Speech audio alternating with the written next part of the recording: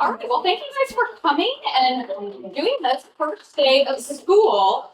For those of you that do not know, I mean, you all know Mr. Vomits, right? Yeah. For those of you that do not know what he does, he travels the whole world. He is a research scientist. And so basically he works for a company that develops and markets cameras for a special kind of microscope, the ones that cost like millions of dollars. And he works with research labs in different universities and all over the world. And so his whole job is research. He's the head of research and development. And so his whole job is research. So he has to write grants to get money to do science. He has to write letters to professors. He has to do sales things. He has to do technical writing for the different aspects of his job. And he has to do a lot of presenting. So not just writing, but also presenting at different scientific conferences and things. So he knows a little bit more than I do about citations and why all of this is important. And you guys are definitely entering in a very different world than your parents were in when we were all in school. We are in the AI world now. So he's going to talk to you a little bit about what are some good uses of AI and what are some not so good uses of AI and some limitations of AI, okay? So I want you guys to be very respectful, a respectful audience. I think you'll have time for questions at the end, right? I hope so. Okay. It goes till 6, right? No. Joke. You have 1 hour. So yeah. Okay, I'll just thank turn you. it over to him. Yeah, I actually used to do all of that writing. Now AI just does it for me. Just kidding. Just kidding. We'll talk about that. There are handouts over there, but you don't need them during the presentation, but you might grab one on the way out. Unfortunately, there's blanks on it, but there's no tables. It's kind of hard to deal with. But I wanted to start off talking about the Challenger, actually. So let me see. Can I get this going? There we go. So in 1986, January 28th, 1986, the Challenger space shuttle took off. It was watched by classrooms of students around the world because it had a teacher on the mission for the first time. And as it was launching and going up, all of a sudden it exploded and everybody passed away, unfortunately, and it was a horrible tragedy. Why did this tragedy happen? Well, it happened because there was these seals inside of the fuel tanks, essentially, that shrunk a little bit when it got cold, and they leaked. And so fuel leaked into the wrong spot, and the thing exploded, is the basic explanation. The interesting thing is NASA knew that there were more failures at cold temperatures, that when the temperature decreased, these things would shrink, and that there might be a leak and there might be a failure. This is the chart that they use to present that information. This is a list of a whole lot of rockets, the temperature up at the top, and there's like little squiggles here on the rockets to indicate where they had problems. They presented this information, people looked at it and said, yeah, okay, don't see any pattern, let's just go on with life and let's launch the rocket. And what ended up happening is it exploded. This information, if you just change the way it's plotted, and you plot it like this, where it is temperature down here, number of failures here, you can see as the temperature goes down, more and more failures. The temperature for the Challenger was all the way down here. It was at about 28 degrees. The lowest temperature they'd ever done was 53 degrees. All of the low temperatures that they had used failed. You'd see this and you'd say, oh, you know, if we're trying to launch super cold, maybe that's a problem. We should think about this. Unfortunately, when they presented it with little cute pictures of rockets, which did not communicate the information properly. The moral of the story is essentially you can have all of the information necessary is on here, but it's not presented well. If you don't present your information well, it doesn't matter how good your information is or how smart you are. If you can't communicate it, it doesn't matter. Communication is absolutely vital. And that's why you should thank your CC tutors and your parents, because one thing the CC does so well is focuses on communication, presenting and writing. That's really essential. So as I'm presenting PowerPoint, I do PowerPoints all the time. I love PowerPoints. In college, I presented a PowerPoint. My first slide looked something like this. This is an AI-based one, but I had like cool graphics in the background, and I had like an image here and like little clip art here and a whole bunch of text and everything. And I was like, this is looking cool. My professor looked at this type of slide and he said, that's garbage. Like, you cannot communicate this way. It has to be super simple. And so we said, get rid of all the color, get rid of everything, go as simple as you can, and you ended up with something that looks like this. Now you might think, well, that's kind of boring, but it turns out this communicates the information.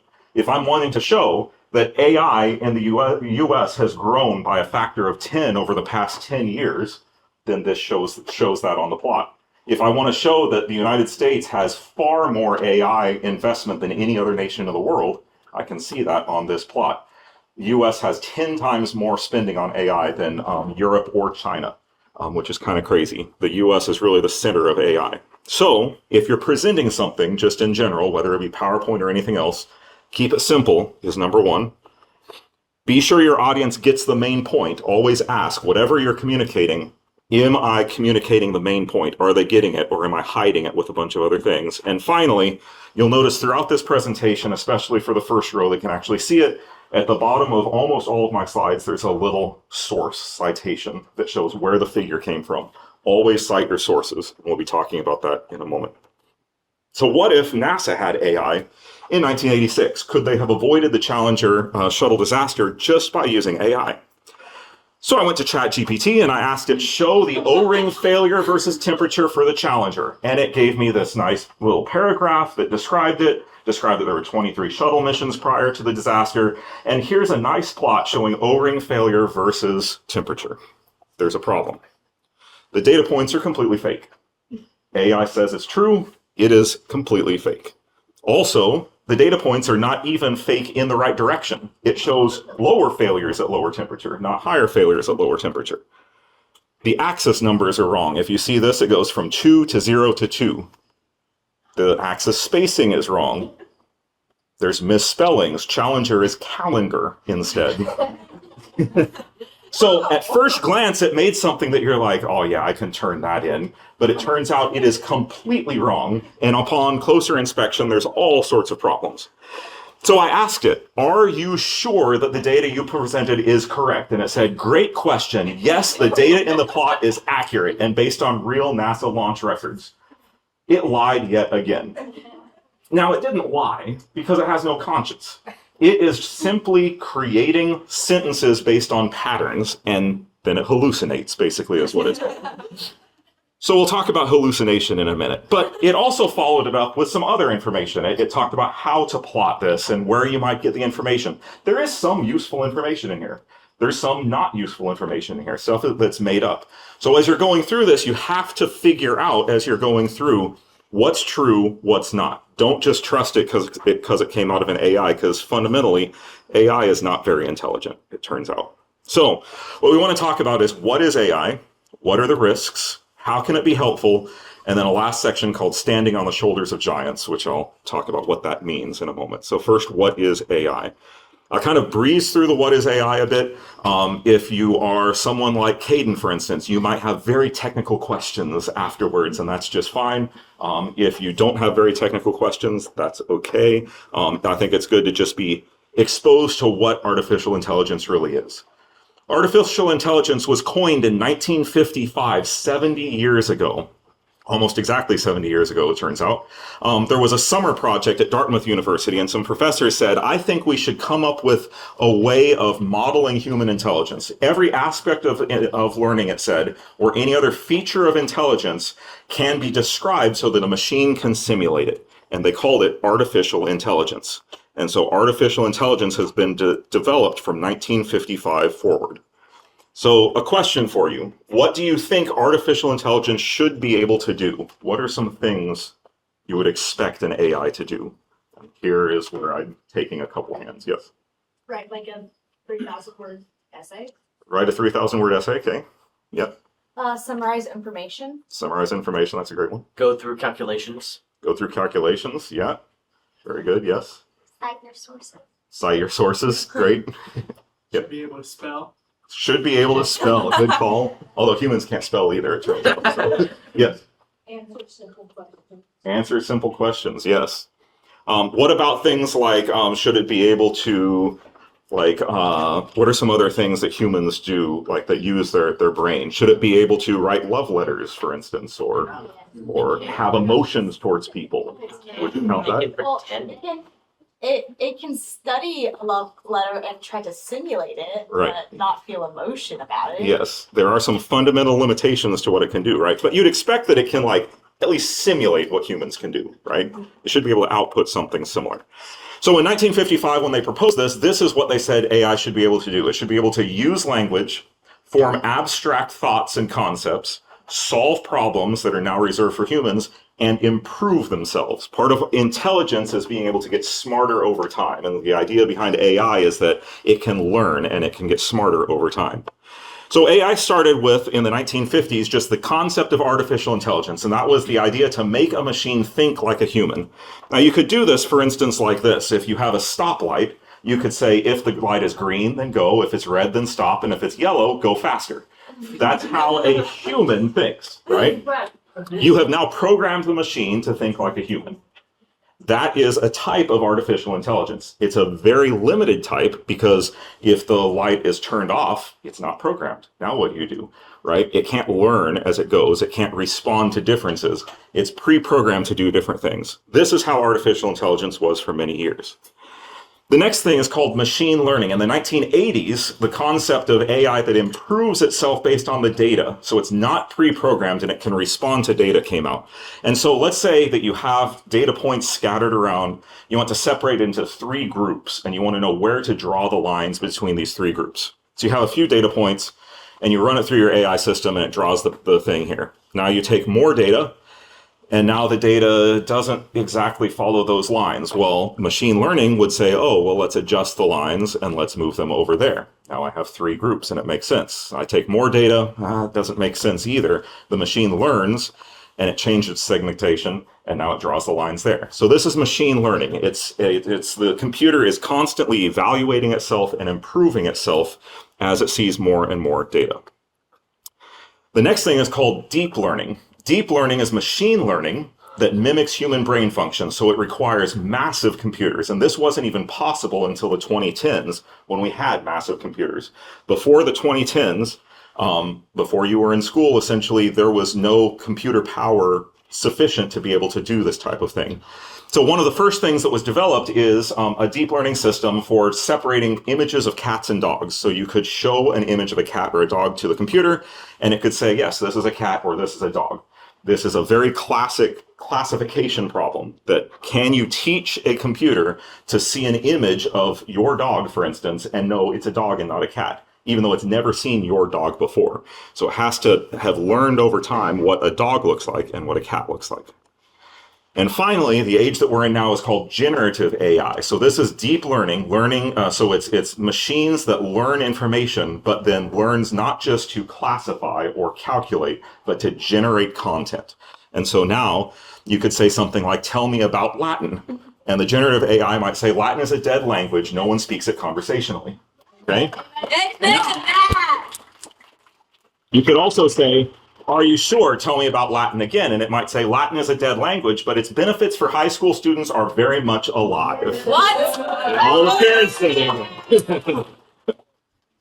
So the way these work is called neural networks. So neural networks is supposed to simulate how your brain works with cells that are connected to one another. So essentially you have a number of inputs. So instead of just like one thing going in, you have a whole lot of information going in, like all the words in a sentence. All those words in a sentence then go to what's called hidden layers. So this is connections and calculations that are learned by the machine, and then you get output at the end. So tell me about Latin is the input. It goes through all of this and it outputs Latin is very much alive, for example, or dead as the case may be. The interesting thing about this is that it means that this section is a black box. The computer learns what happens in this box, but no human really understands what's in the black box. It's far too complicated. So the computer has programming in that example that I showed of the stoplight, and if it's green, go, if it's red, stop. we can understand what the computer's programmed to do. In AI, we can't really understand what it's programmed to do because it formed all these connections itself. And so we just kind of have to trust what it's doing. And that can cause some problems.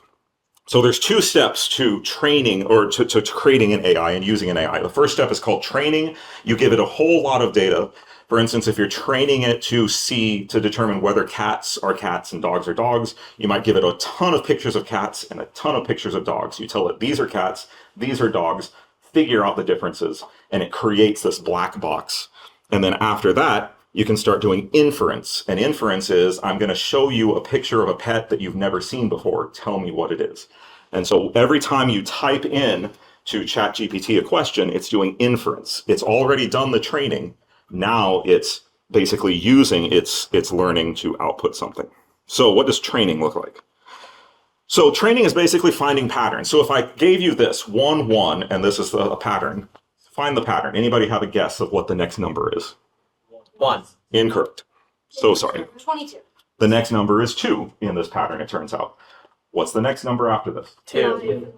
2. Incorrect. It's 3, actually. All right. Anybody know what the next number is? 1. 3. 5 is a good guess. It might be the Fibonacci sequence, but you are incorrect. It's 10, 39 next. Okay? So the thing about finding patterns is in order to figure out what the pattern is, you have to have a lot of data. If you have too little data, you can't figure out a good pattern. You might guess wrong. The more data that you have, the better you are to figure out what this is. So how is this pattern figured out? If you keep going on the pattern, you might be able to figure out that if you want to calculate a number, you take, where am I? There we go. You take the previous two numbers and add them together and you get 13, and you multiply it by the first number. So 13 times 3 is 39. And so now you get 39. So every number is based on the previous two numbers. So you could create a neural network that does this. So you have the previous two numbers. Your first layer is to add those two numbers together. So these two numbers go in here and they're added. And then the result of that is multiplied by the first number, and then it gives you an output. This is a very simple neural network. And this is what gives you this sequence, and you can calculate out what the next ones are. So AI at its heart is a tool that finds and predicts patterns. So it's looking for patterns. It's trying to understand what is it that creates this pattern and then trying to predict that pattern. And it can be used for a number of different things. You can use it to find and create patterns of text and output like a Shakespearean sonnet about Latin, for instance. This is an assignment that Mrs. Balmas really likes the idea of. And so Challenge 3 might be doing that this year. So just kidding. The middle one is an AI generated image that Elliot loved to create. He said, make me a duck with a mullet surrounded by money. And sure enough, it did. How did it do that? Well, it doesn't really know what all these things are, but it knows there's a pattern of the way a duck looks, there's a pattern of the way a mullet looks, and there's a pattern of the way money looks. So I'm going to combine these things together. So it can learn patterns and then kind of merge parts of patterns together to generate something new. But ultimately, it's all patterns. The final example is from the Institute for Protein Design, which is at the University of Washington, which is fascinating. They have trained an AI to create proteins. So they can say, I would like a protein shaped like this.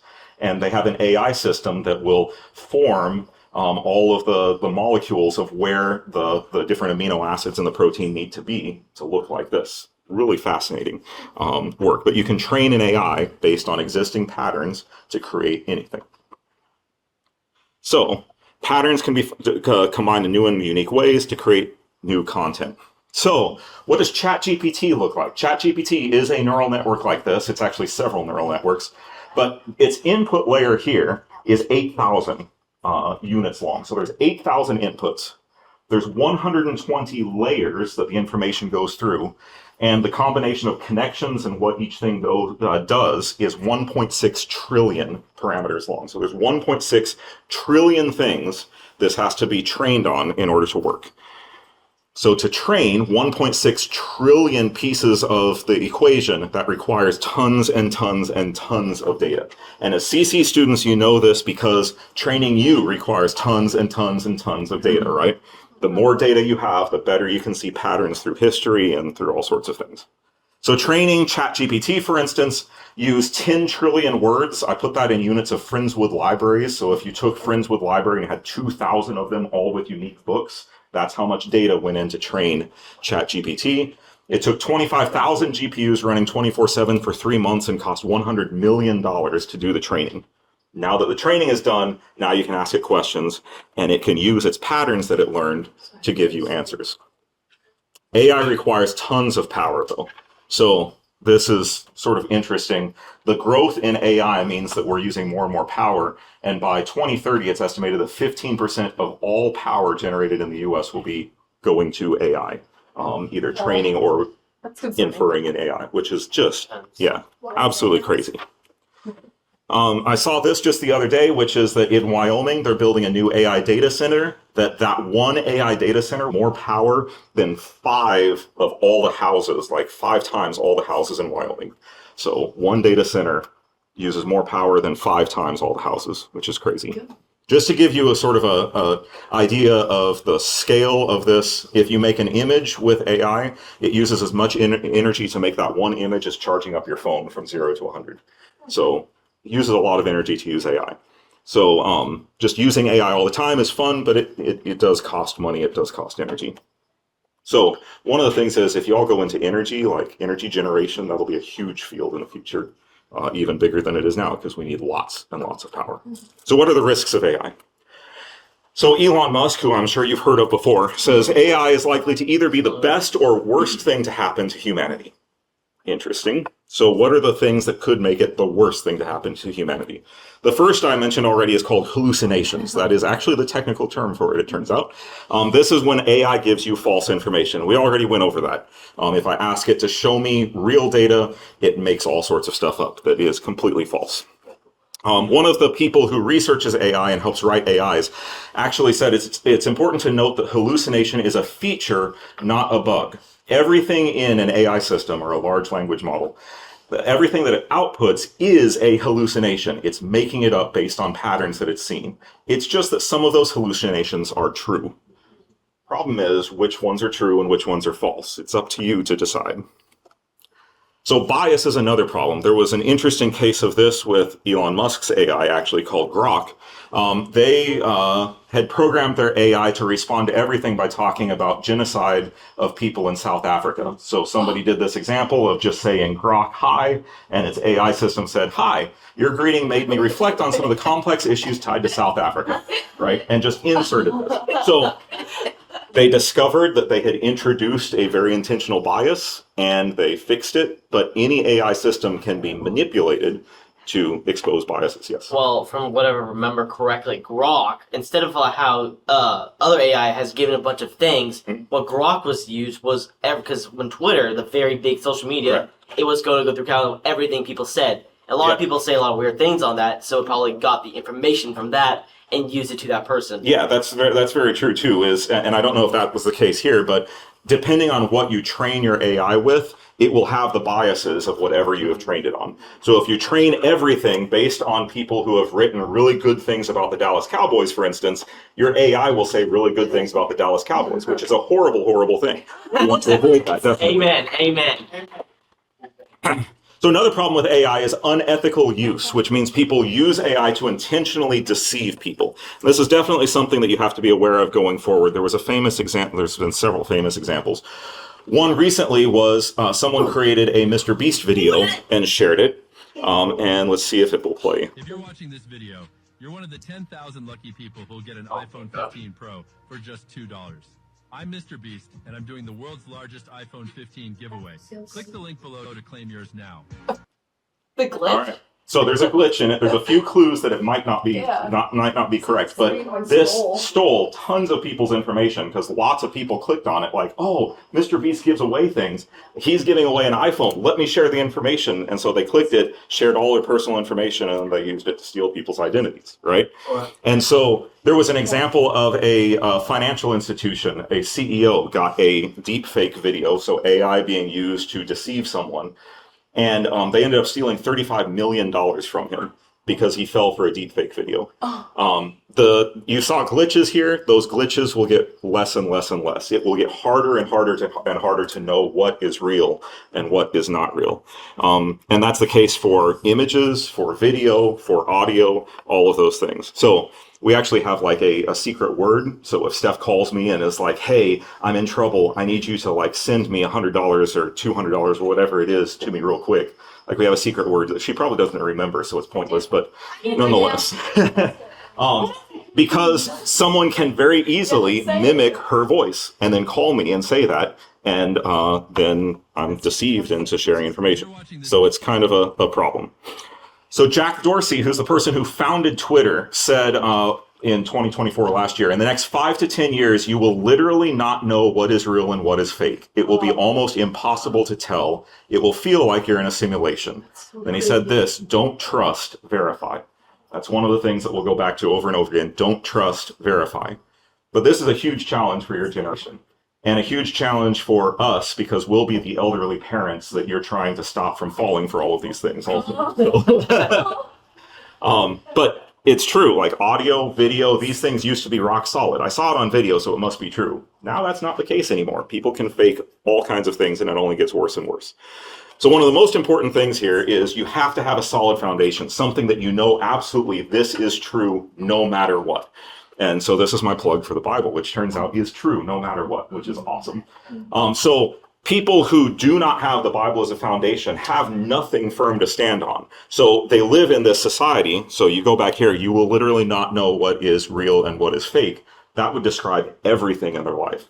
For those who are Christ followers, we're different because we may not know if this video is true or not, or if that photo is true or not, but we know for sure that what the Bible tells us is true, that Jesus really loves us and what our eternity looks like, and we can always stand on that no matter what else is false in the world. So another problem then is lack of accountability. So people can use it unethically, but also if you make mistakes or you do use it unethically, what do? Send the computer to its room? It's not going to work, right? There's no accountability whatsoever with AI, and that means that it can kind of go haywire. And then loss of human thought and creativity. If AI is creating everything, humans are creating less and less, and we lose something. There was an article in Nature Reviews Bioengineering just about a month ago, it turns out, and it was called Writing is Thinking. And it talked about, very specifically, said writing is not only about reporting results, it also provides a tool to uncover new thoughts and ideas. Writing compels us to think, not in the chaotic, nonlinear way our minds typically wander, but in a structured and intentional manner. By writing it down, you turn everything into an actual story, thereby identifying the main message and the influence of your work. And so one of the things that's important is you might say, this essay or this or that, I'll just have AI write it for me. One of the things that's lost when you do that is you are no longer thinking about it. You are no longer organizing this information and really understanding it. You may think the essay sounds pretty good, but you haven't learned anything.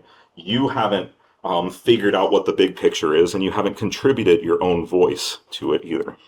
I was at a conference earlier this year, and a professor at Brandeis University named David Duracier said, I'm kind of an AI skeptic because I find that the machine learned something, but I didn't. So there's this machine learning. Everybody throws their data at machine learning. It's like, that's great, but I didn't learn anything. So what's the point? If the machine learns something, who cares? What's important is, are we learning something? Then the other thing is, we know from the Bible that we referred to earlier, God created man in his own image. Well, what does that mean? Well, one thing that means is God is a creator. God created. If we are created in God's image, we are also creators. He created us to be creators. And if we're people who simply type into an AI and let it do everything for us, we are no longer creators. We're not living up to what God called us to be. Exodus says that God filled someone with the Spirit of God, with skill, with intelligence, with knowledge, and with all craftsmanship. And so this is the Spirit of God filled someone to enable learning and creativity. So don't give up who God made you to be. Don't give up human thought and creativity. Don't give up our ability to think by just over-relying on AI.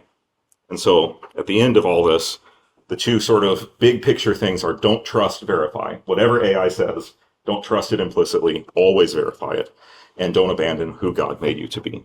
So, you feel good about AI now, or kind of iffy? Creeped out. Are you like clapping, or are you just like, oh, okay? So, You're clapping because you feel so optimistic about the future. Is that? The future's already screwed. So there are problems with AI, and I wanted to start off with that. But there's also really good things about AI too. And so this is not something that we say, "Oh, AI is evil. Let's climb into a box and never use it." In fact, if you type something into Google, the first results are AI. And so you are exposed to AI no matter what. You can't just turn it off. So we have to figure out how it can be useful. Jensen Huang, who's the CEO of NVIDIA, says AI will be the most transformative technology of the 21st century. It will affect every industry and aspect of our lives. And I think that's true for better or for worse. And there are some really good benefits of AI.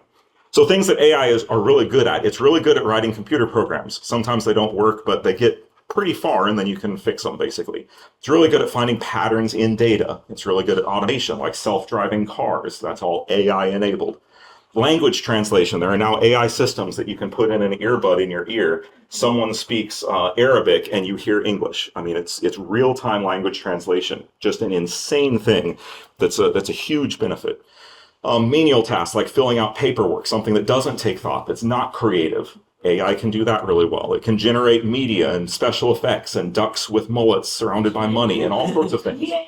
It can help you with research. There's some really big things that AI can help you with. So specifically in CC, what does that look like? So I went to Copilot, which is Microsoft's system, and you can choose here what sort of AI you want to use. The newest one is GPT-5, and that's the sort of newest iteration, but you can choose different ones for different things. And so I started asking it to help me with something. So I said, write an essay on Hamlet. Okay, I did it. Write an essay on Hamlet. It's organizing its thought, it's writing the Hamlet essay, it's double checking and planning and writing, and there's this nice delay, and then it writes this very nice essay about Hamlet that looks really nice. Okay, so you've got your essay on Hamlet, you turn that into Mrs. Balmas and you're done. Does that sound right? Is that a good use of AI, do you You were think? just talking about like the black box and stuff like that, and like the how unethical it can be and stuff like that. It could be very wrong about it, and when she, Yeah. because Miss Balmas has the ability to think when she's probably reading our things, but how you were talking about thinking, we didn't write it. Right. So you didn't write the essay, so it could be wrong. It could it could have wrong information. Obviously, you don't know your thoughts on Hamlet anymore. You haven't contributed your creative voice to anything about Hamlet anymore. You've wasted your teacher's time and your mom's time or your dad's time because you've said, "Hey, read this and look over it," and it was just AI. Like they could have just typed this in themselves. It's wasting time. Also not in MLA. I bet you could say, put this in MLA format and it would do it, but good catch. I like it. So, let's see. Why is it? Okay, so is that a good use? Yeah, so here's my little thing. So you learn nothing, you don't grow. We lose your unique voice. Now, Hamlet, for instance, every year more than 400 essays are submitted to, apparently there's a publication called Shakespeare Quarterly, just like a magazine about Shakespeare that comes out once a quarter. Crazy. Some people are really into Shakespeare, apparently. But 400 different essays. Now that means that at least 400 people per quarter, so 1,600 people per year, think they have something new to contribute to talking about Hamlet. And so if you just have AI, if all these people just have AI do this, then the same message gets done over and over again. These people are not contributing their voice, and the world loses something because of that. It wastes the reader's time, as we talked about. There's no accountability, and very serious as it misrepresents authorship and is academic misconduct. You can be kicked out of school for that sort of thing. So how can you use it appropriately? So let's say where did Hamlet take place, for instance? So I'm asking a question. It tells me about Elsinore Castle, located in Denmark, that it was inspired by Kornberg Castle in the Danish city of Helsingør. It tells me a little bit about it. And I say, is Kronborg Castle real or is it hallucinating? Did it make that up? And so what did I write next? Oh, were there any tragedies at Kronborg Castle? I want to know if anybody was murdered there ever or something like that. Yeah, I'm a bad speller. So, yeah. So I ask it that and it says yes, and here's some things. There was a fire in 1629. etc. So I'm like, okay, that's good information. I can put that in my notes and try to figure out, like, is this true? But let me verify it. So I go over to Google and I type Kronberg Castle fire, and I try to see, is this a real place? And was there a fire in 1629? I can go to Wikipedia and I can look at Wikipedia and get more information. But is Wikipedia ever a fantastic source? No. No. It can help, but it's not your final source. What you read on Wikipedia, you go and you verify elsewhere. So you might go to the UNESCO World Heritage Center and read all about it and say, oh yeah, this really did happen. So just how you treat Wikipedia, you don't copy and paste Wikipedia, and you never use Wikipedia as your final source because anybody can write anything in Wikipedia. So you never know for sure is it true. So you always verify what's there. That's exactly how you treat AI. Treat AI like Wikipedia. You can look stuff up, you can try to research, you can use it as a search engine to get more information, but AI could write anything at once. So don't trust it, verify what's there, and never use it as your final source. Another thing I like to do with AI is to say, for instance, like look up information like, I don't know why it redoes the videos, sorry. So I might ask it, where is brevity is the soul of wit found? So I found this phrase, I don't remember where it's found, and I look it up and I see from this, it's in Act 2, Scene 2 of Hamlet. And so now I can open up my Hamlet book and look and see, oh, it really is there. And so it can help me find information very quickly. Instead of just trying to think, where is that? Like flipping through, you say, I remember this phrase. Where did I find it? Type it in AI. It will help you find it. AI is really good at helping you find information. But remember, it's not the final authority on the information. So use AI as a tool for searching.